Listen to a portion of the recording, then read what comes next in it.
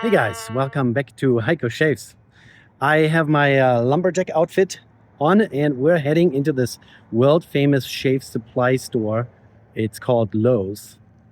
I'm working on prepping for another shave video and you guys are gonna get a kick out of this. All right, let's go in. So we're in the shaving supply aisle. I don't know if they permit filming inside the store.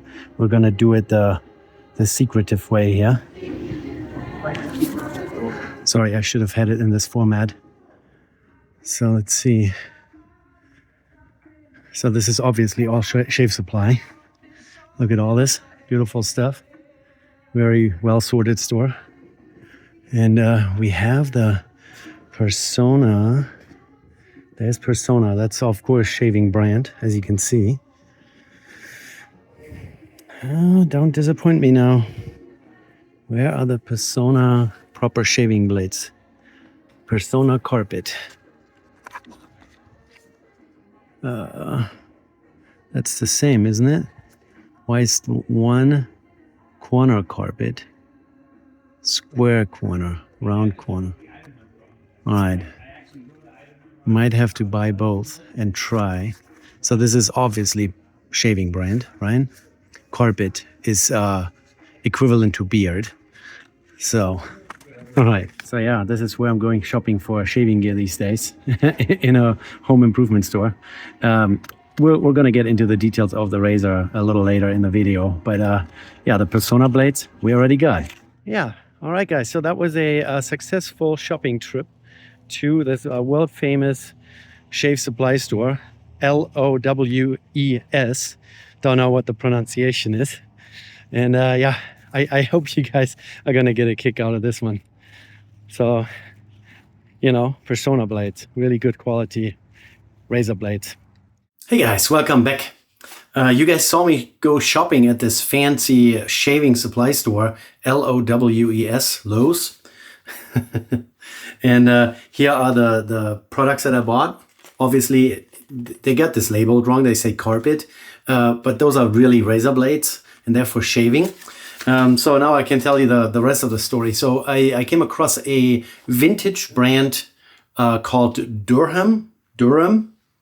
And I had found those on eBay, really inexpensive. And I'd never seen razors like this before. So I actually have two vintage Durham that's kind of like a three-piece razor with a screw-on handle. And then I have this beauty here, which we're going to be using today, which supposedly is a Durham safety razor from the 1940s. The other one, it's a little grungy. I still need to clean it up. So I won't have it on this video, but we're probably going to try it out at some point. So the Durham brand history is a little confusing to me. I've looked around and read a couple different articles and went on Wikipedia and on what is it, Badger and Blade, where there's always write-ups about historical things about shaving companies. So supposedly, if I can believe Wikipedia, the company started sometime in 1875 in New York.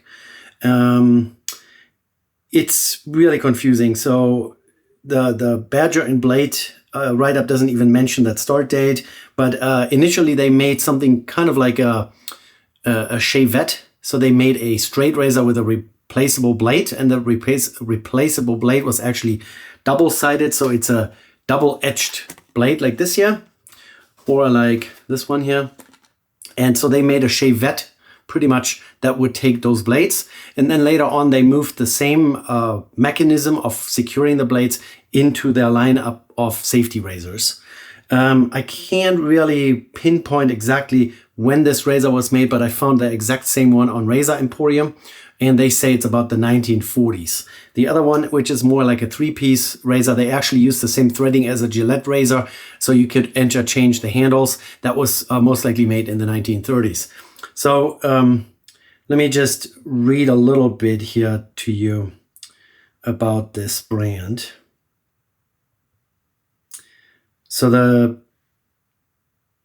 there is a company in the United Kingdom, in the UK, that apparently was established there in the Sheffield area, which is known for steel production. Other razor brands have come from Sheffield before. It's Durham-Duplex, established in 1910. And they say that the Durham Razor Company was founded in New York, USA in 1875.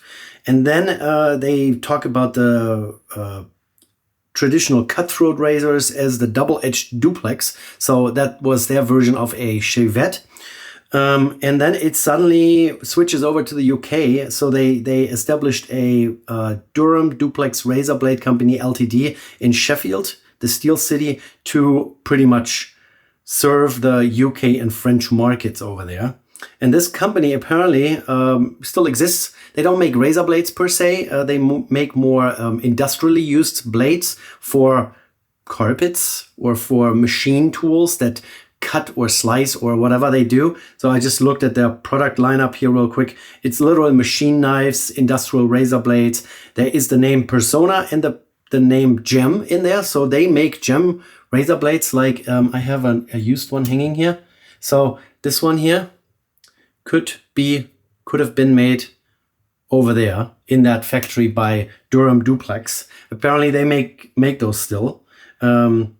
When I click on industrial razor blades, it says Personna Gem single-edged blades, Personna industrial blades, medical. They have a whole lineup of different industrial products.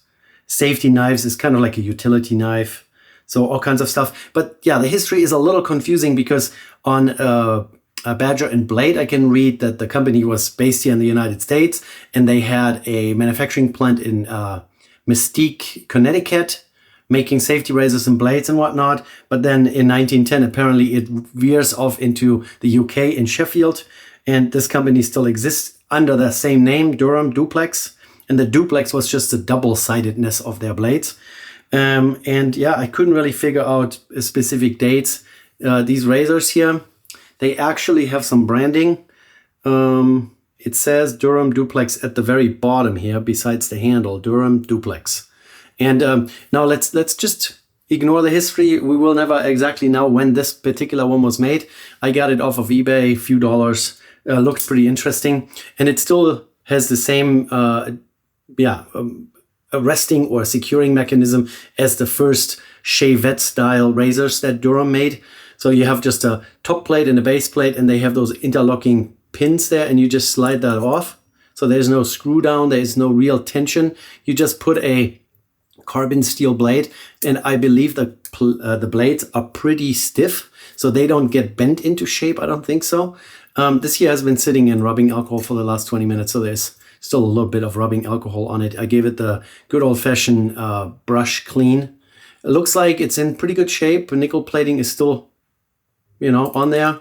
The only plate loss that I can see is on those little tabs here, and that's probably from, trying to insert it and not really hitting the opening correctly. And then the handle is plastic, Bakelite. Who knows what type of plastic. Let's weigh it real quick. It's pretty lightweight. The handle is lightweight. The head is pretty heavy. Weighs total of 45 grams. So we're going to use that. We're going to use, you saw me buy two different types of blades. They're kind of the same carpet blade. One has a sharp corner and the other one is rounded over. So I'm going to open this one here.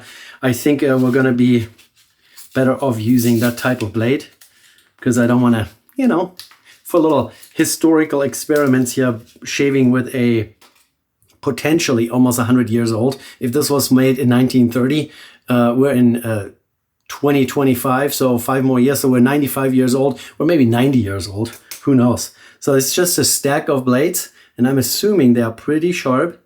It doesn't say that it's stainless, so this is probably a carbon steel blade, so they will rust. They're a little oiled, as I can feel there's a little bit of some lubrication between the blades. Round corner, sharp and more durable. I also, and by the way, these Personna carpet blades are made in the United States. I also came across a Ingersoll, which is a tool brand that used to make a strop for those kind of carbon blades. So you could put the carbon blade in there and it has a handle and then a leather strop, and you could strop those blades pretty much indefinitely and reuse them over and over and over again.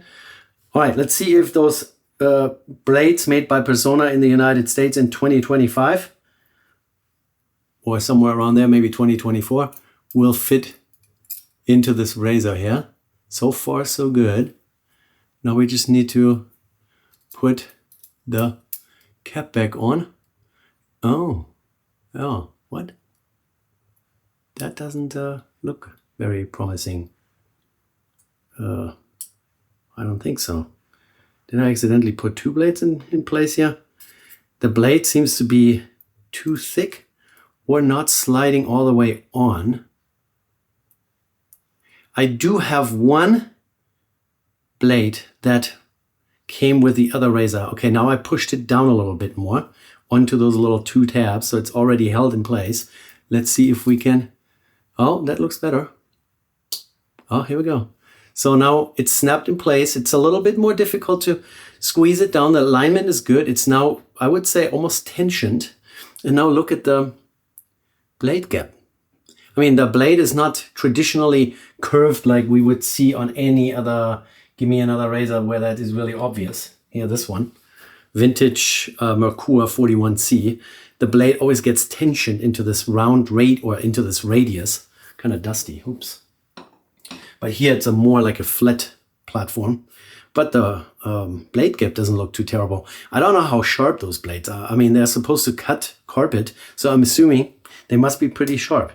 So let's look at the rest what I'm going to be using here today. Since Durham-Duplex has a link to the UK, I figured let's do the Tailor of Old Bond Street, the nice cedar scented German street collection. This stuff dries up in the container here quite quickly, so I'm kind of working towards using this up. Sensitive skin, it's very lovely, it's very mildly scented. I have the matching aftershave balm here, which is also very lovely. And I guess I can put this is here my rubbing alcohol container that I always have available to just disinfect used razors. So I get used razors, I brush them off with my razor specific toothbrush. I always have some dish soap sitting here to clean them off. And then I let them soak in rubbing alcohol for 20-30 minutes, and then they're good to go. All right, so yeah, shave bowl today is my unbreakable fake porcelain made in the United States. It says at the bottom soap. Don't know the brand, but I really like it. It's easy to hold on to. It's not super slick, and if I ever drop it, it's not gonna break. All right, I'm gonna grab my little scoop spoon, which is specific to soap. I got it from shavenation.com. And just scoop out some of that stuff. Like I said, soaps, they need to be used. If you have too many sitting around, they're probably eventually, if they're tallow based, they can even get rancid and start smelling terrible. Doesn't usually happen if you just have them in a closed container. But yeah, I like to now scoop out of those containers instead of going in there with my brush. And then also linked to the UK, the Simpson M7 Sovereign Fiber Synthetic Knot. This is absolutely one of my favorites. It's rather pricey, but it's really well made. The handle, very traditional, flat bottom, no markings. Supposedly they are still bound by hand. So they literally take all those bristles, align them, and then they're getting tight at the bottom and then eventually glued into this handle. And yeah, very soft to the touch, but nice and firm. So you get a pretty decent backbone on this brush. And yeah, we're just going to squeeze most of the water out. You don't need to pre-soak those. The soap is already in here. And we're just going to start lathering in here. The good old Tailor of Old Bond Street German Street Collection Shave Cream for Sensitive Skin. And I didn't really think about it initially, what I wanted to do as a pre-shave. So let's let this sit here with water in it just to bloom a little bit. And we're going to grab a pre-shave because we're going to be shaving with a carpet knife, essentially. So let's do the Italian Prep. I don't know if you have ever seen this in other people's videos or here in mine. Prep is one of those universal creams. They, I think they have been in production. It says that here on here somewhere. Prep's been around since 1879 or so. You can use it for sore feet, for insect bites, for pimples, for, you know, you name it. It's lightly mentholated, and it's a pretty kind of a thicker, not yeah, kind of hard almost here in the container. And you just rub that on your skin. You know, put a little protective layer on your skin. And it's very universal. So you can literally put that on your acne or your sore feet. A lot of mentholated products are marketed that way.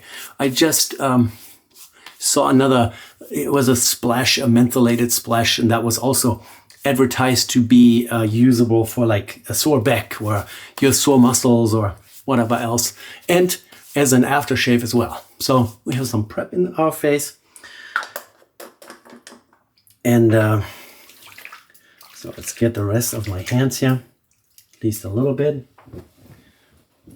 So now let's lather up here completely. I have my little emesis basin with warm water. Yeah, the combination, the handle sticks out of the bowl so you don't have your fingers down in there. That's why I like those long handled brushes a little better than the shorter ones.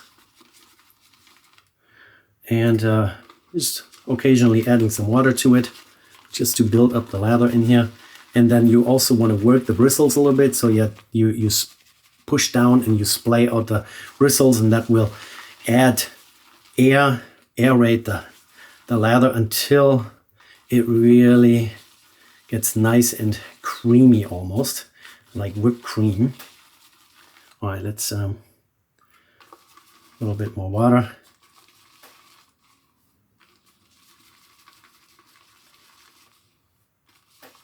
I don't know why my shower always drips. It's not a water leak, but it's like or maybe it is a water leak. Strange. Anyways, here, look at the nicely building up lather. You also want to look at the sheen of this whole stuff. So if it's dull in color, you might want to add some more water until it's a little bit more shiny in appearance. And then you know that it's hydrated enough. And then, now we have this all built up here. Add a little bit more water. I'm going to put some water on my skin, just to help out the lather not to dry off immediately. So now we have a hydrated skin, a hydrated lather, and now we're going to try to transfer this over into my face by painting it on without slinging too much. Oh, and the scent, cedar, is just very lovely. Not too strong. This is one of those scents that you would imagine if you would go to a 1920s gentleman barber shop somewhere on a street in London, that they would put on your skin, kind of this scent. Very good. Not too strong. The Tale of Old Bond Street products, they also have been around since the 1890s, I believe. Oh my goodness gracious. We're still making a mess. Right. There you go. I think that's plenty. Let's get the lather off my hands. Clean up a little bit.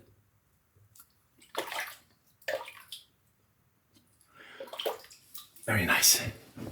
All right, and let's see what the Durham with a carbon steel carpet blade is going to do to us. It's a pretty wide head compared to modern production. It's like almost a quarter more. But let's see. Let's see if a carpet blade is good for shaving. This is, by the way, it's about a day and a half of growth, so not too much. Huh. It's pretty bladey feeling, so tuggy. Not bladey, but it tugs. And that's usually a sign for a blade not being really, really sharp. And I wouldn't be surprised if Personna doesn't put too much effort into sharpening a carpet blade, whereas razor blades, they really need to be. It tugs quite a bit. It's, pulling on the hair rather than cutting it. I kind of get the feeling it's not cutting much at all. Huh.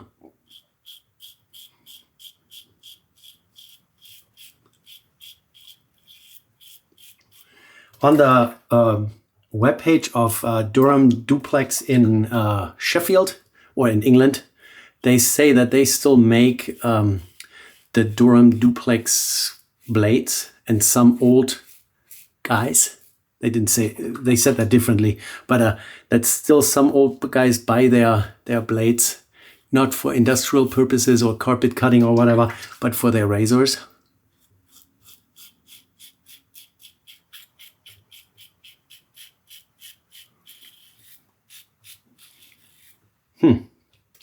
You can see that there is a little bit of like some scalloping, or almost like a semi-open comb. And you can see when I'm shaving, it leaves some little stripes behind. That's actually pretty cool.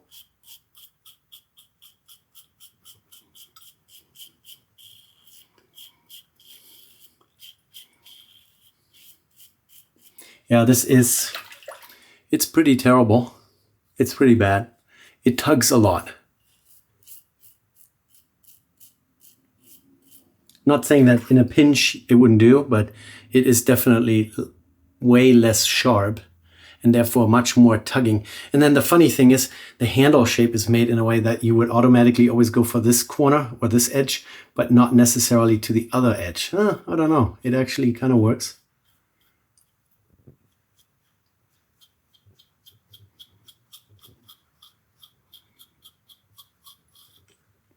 Yeah, it doesn't feel great. It does not feel great.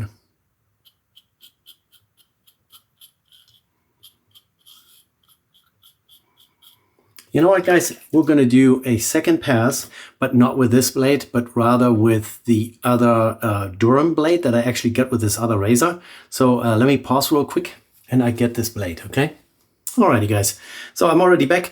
I decided to, wanted to show you this here, made in the United States. And on the other side, it says Durham-Duplex Safety Razor Dewberry Set.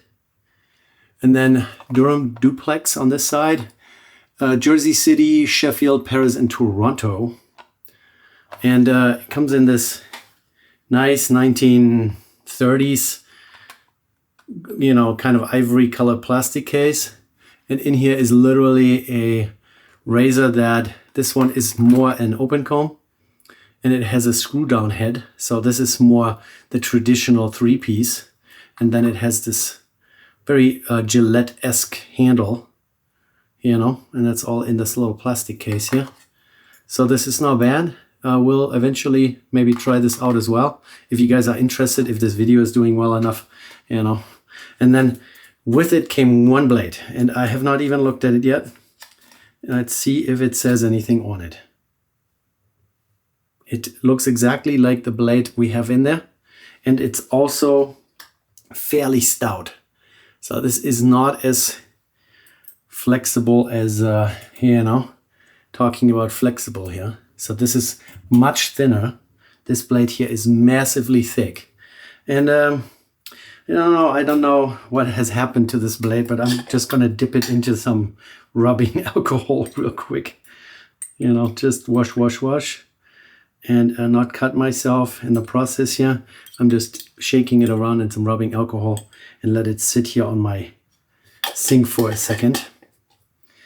Kill the cooties. If it's really a 60, 70, 80-year-old razor blade and that has been sitting in some cardboard box. Let's take out the Personna blade and see if this unmarked blade is any better. So, yeah. I don't think I'm even gonna hang it here on my razor blade magnets. I might just get a carpet cutter that uses those blades. All right. So now, new blade. Shape is identical. It feels just as thick, and I also need to push it down a little bit onto those little clamps there. They're kind of springy. Yeah, let's put the top back on here. And then on this side, it's closed off. So now I push against, I guess like that. You can also push against the springs here at the bottom. All right, now it's in there. So now we have to get going here again. Let's get the skin moist. After this first torturous pass, there is lots of stubbles left. It's almost like I didn't shave. So let's add some water to our lather here, rehydrate it. and then lather up again. Pass number 2. Let's add a little bit more water to it.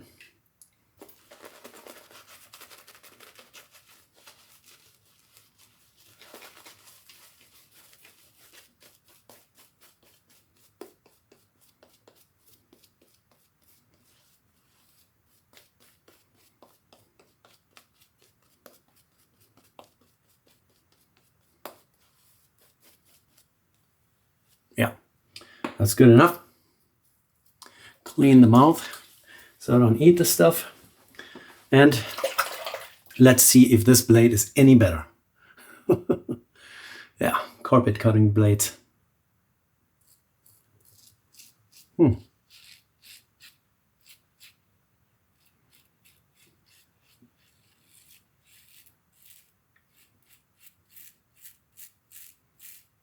Oh yeah.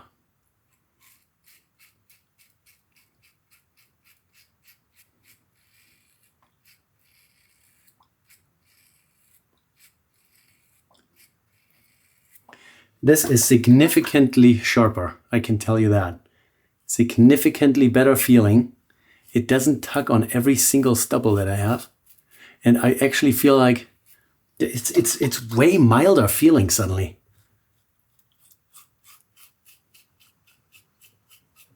Huh, that is not bad actually.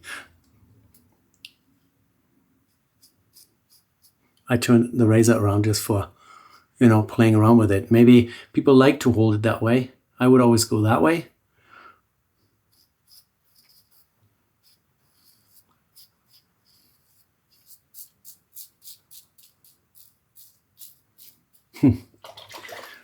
So yeah, this shaving supply store Lowe's really sucks.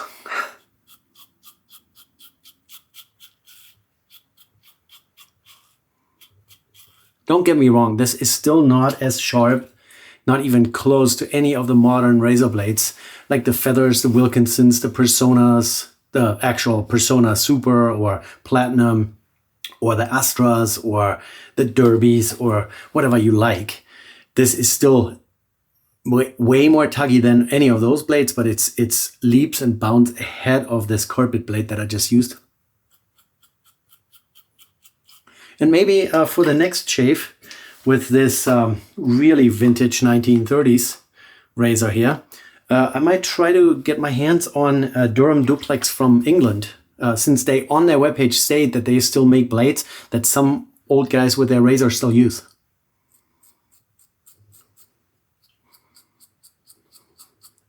Overall, the ergonomics of this thing is not terrible. You know, the handle has all those ripples in it that kind of make it pretty grippy, and it's pretty chunky, you know, kind of top heavy. The handle doesn't weigh anything and the head has all the weight. So let's see if we actually have taken anything off. There's still lots of stuff here. But I feel like I can continue now. I can do an actual second pass across the grain. That will most likely take care of most of my stubbles that are still left.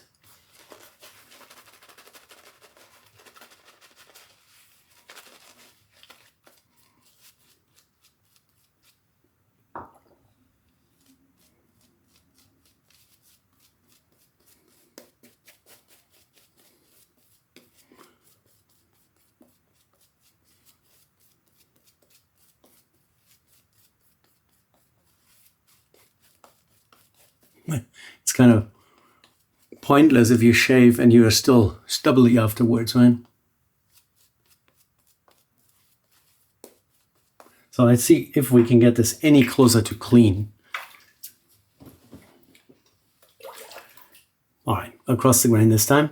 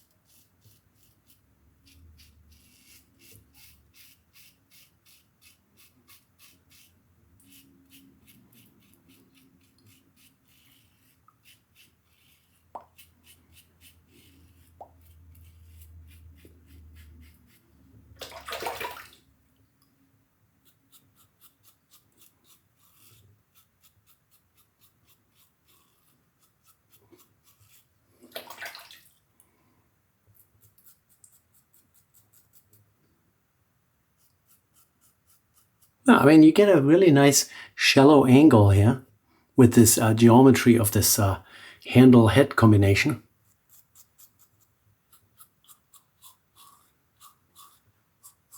I'm going to try to get myself a pack of those Durham-Duplex from Sheffield, England, and see if they are any better. And then also one of those Ingersoll, if you are a contractor, you probably know Ingersoll Rent. They make air nailers, compressors, air tools.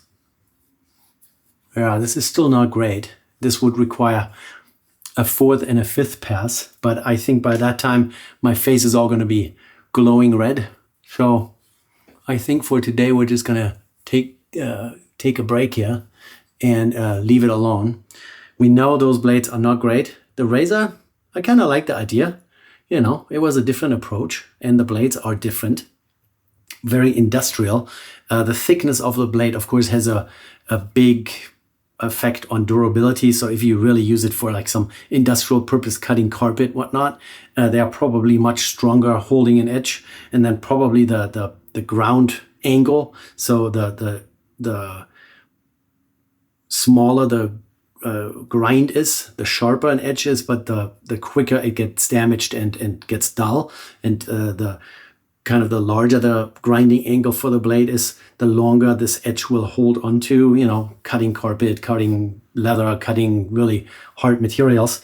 But yeah, it's not great for shaving, I guess. So this wasn't great, but I think it was pretty great trying this 1940s Razor out and going to Lowe's to buy some carpet blades to shave with. I hope you guys get a kick out of this and enjoyed it. And now we're just going to rinse off real quick.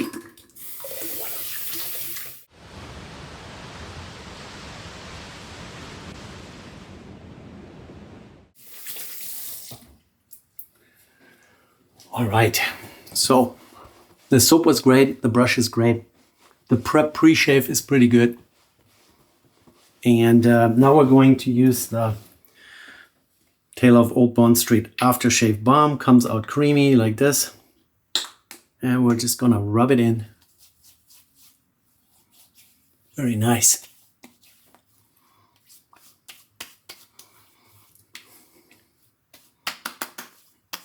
Way too much. I always take way too much. Perfect. So a quick little preview here. If you want to know what's going on in our next shave, I have gotten a package from Timeless. One of my channel subscribers had asked about a Timeless Slim Open Comb. This is the closed comb version, titanium. And I asked Timeless if they would be willing to just send me a new base plate for this one. And instead they just sent me an entire new razor. This time it's the stainless steel Slim. So we're going to look at the stainless steel Slim Open Comb. And I also have the matching closed comb base plate. So I have pretty much the whole package. And we're going to try that out in the next video. So if you stick around, if you subscribe, give me a thumbs up. Next week, we're going to look at one of my favorite razor brands made in Ohio by Timeless. I have a bunch of Timeless here. Here's a Timeless aluminum slant. Here is the aluminum solid bar. And here is the Timeless Slim titanium. And we're going to look at the Timeless Slim stainless steel next week. Alrighty, guys. Hope you liked it. See our little shopping trip to Lowe's. And I will see you in the next one. Take care. Bye.